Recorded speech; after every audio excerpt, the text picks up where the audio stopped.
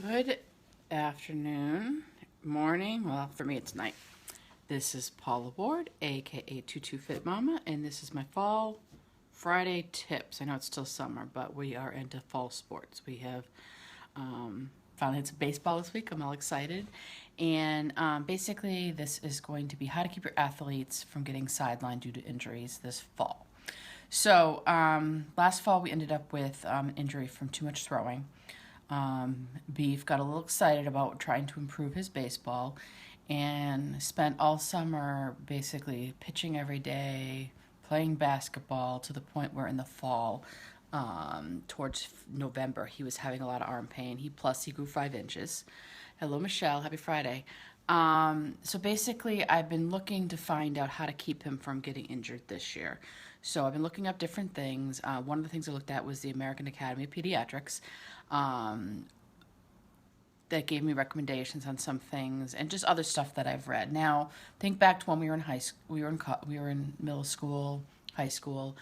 We did not play one sport. We did not play club baseball. We did not play any kind of club stuff. We played town, and each season had its own sport. You know, summer was playing with your friends out on the lake or wherever you guys vacationed. Fall was either soccer or football. Winter was basketball, maybe some other things, and then spring was sometimes soccer again, but mostly baseball, softball, and different sports. Each of those sports basically work a different part of muscle group. You know, some of them are similar, but there's different lateral movements. There's running straight. There's just different things that go on.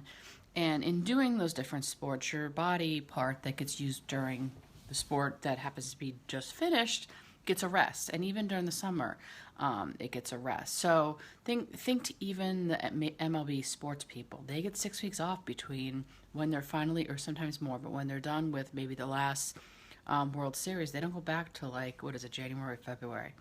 So, but we're not giving our kids that, with the invention of indoor club sports, batting cages and everything else like that, our kids are not getting a break. And what is happening to them is they are getting more and more overuse injuries.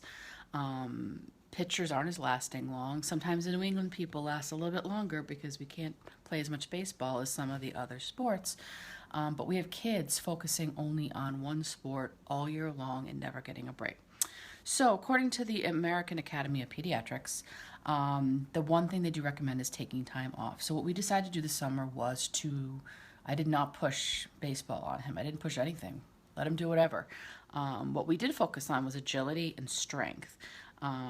Basically, that helps build the core. It helps build kind of overall muscle and kind of protects the body from injuries and more stability. He also worked on some balance and everything like that. Make sure you wear the right gear. We're talking correct fitting helmets, mouthpieces, cups, and eyewear. We were laughing because I said that Peter, I'm a girl, I don't have brothers. I don't know what to do about cups. I just make him wear it all the time. So he's never known to not wear it. Because we were talking about some of the boys don't wear them all the time. But Peter is always ready. I talked about the strength and strength and agility, but the other thing is stretching. Think about how many kids leave their sports, grab their bag, and go home. There's never any stretching involved. And I know we've been having trouble with some tight hip flexors and stuff like that, so I've been trying to help Pete kind of get some more stretching in because, it's all about the curls, it's all about the muscles, but everybody forgets about stretching. Too much pompous, not enough flexibility. Use a proper technique, and this is where making sure you've got a good coach, kind of keeping an eye on what's going on. If he starts to see he or she bad form, they correct it and kind of slow things down. Take breaks. I know every kid wants to play the whole entire game. It's not always a good thing. And I keep trying to, I've got a pitcher, I got somebody that also catches. All that is a huge amount of throwing, and you know what? If you don't play the whole game, good. We got sometimes double games on the weekends, so it's not a bad thing. Play safe. For me, it's making sure you're sliding correctly and knowing how to slide. Do not play through pain. So, funny story, my mother, growing up, not a medical person at the time, her answer to everything was to basically put an ace bandage on it. That was actually 2 broken arms, 4 months apart. That was just, put an ace bandage on it, you'll be fine. So you know, it's kind of comical that, you know, I'm a nurse, so sometimes I'll wait till your arm's falling off before I take you. So, you know, think about that. As soon as now we're to the point where you have any arm pain or any soreness, you come out of the game and we ice it. Um, Watch for the heat. We have August, so there's a lot of hell weeks. There's a lot of 2, 3 weeks. There's football as works out in full uniforms in the hottest month of the year. Make sure kids are drinking fluids and staying hydrated and keep an eye on them. And the other issue that, you know, sometimes you don't think about is basically the stress of playing these sports. You know, baseball and everything, you can learn how to play baseball, you can learn the skill, you can practice and practice, but sometimes what you're not taught is how to mentally deal with things. You know, you've got kids that are playing at different levels, and that's stressful for them the first time. You know, Peter goes up to the Big Diamond this year, and he came out there the other day with 20, 30 teenagers, and he got a little freaked out. And I just confronted him and said, you know what? You have that fear, get over it, move on, get your butt out there. You know, so there's things that kids get upset about, and you never know what's going on in their head. You know, if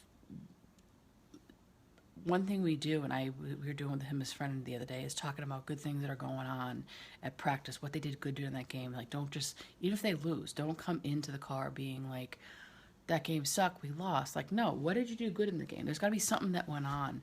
What went on good in the practice? Not like, oh, I didn't hit well. Oh, I didn't move fast enough. No, there's always something you did good, and focus on that.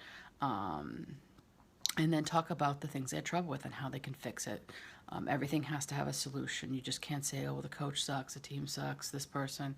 Everything always has to have, you know, a positive outcome and a way to fix it.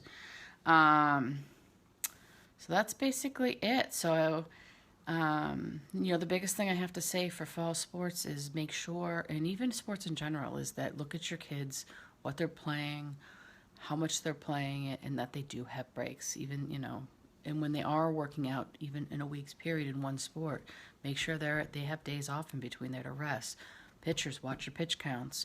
You know, they're too young to be sitting there letting them pitch crazy amounts and ruining their arms now. So be an advocate, and, you know, the less injuries, the more fun they're going to have, and the less they're going to drive you crazy sitting at home because they're injured. So this is a win-win for everybody. So I hope this helps, and good luck to all the kids trying out, and hope everybody had a good week. Enjoy your last week of summer.